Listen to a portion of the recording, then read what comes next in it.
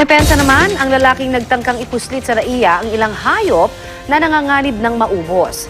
Nasa Wildlife Rescue Center na ang mga na-rescueng hayop at susubukang ibalik agad sa kanilang natural habitat. Balitang hatid ni Maki Pulido.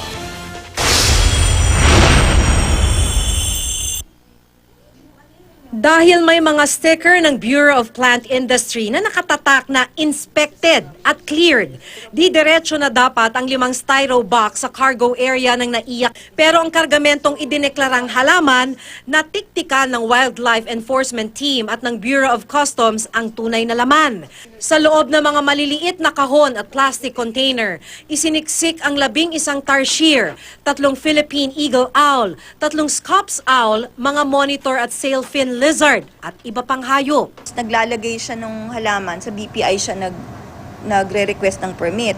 Of course, tapos dun sa ilalim, dun siya naglalagay ng mga wildlife.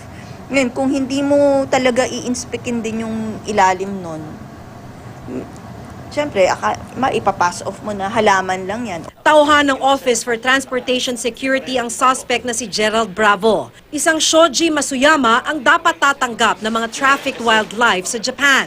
Depensa ni Bravo, akala raw niya ay halaman lang ang laman ng mga kahong ipinakisuyo lang daw na ipadala niya. Pero sa investigasyon ng Biodiversity Management Bureau, ilang taon na raw itong ginagawa ng suspect.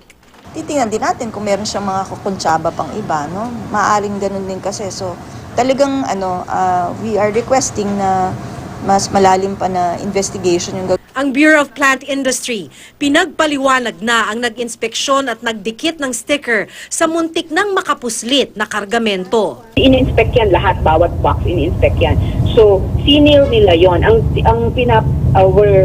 Actually, I'm asking them na sabi ko, kailangan mag-explain sila kung talaga bang sealed yung lahat.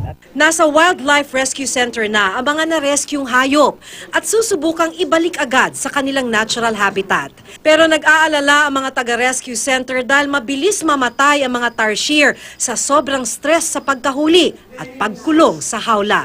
They could have captured more than 11, but along the way, these 11 are the only ones that survived. So baka ito lang yung talagang nabuhay. Hindi pa natin alam kung ilan talaga yung na-capture. Maki Pulido, GMA News.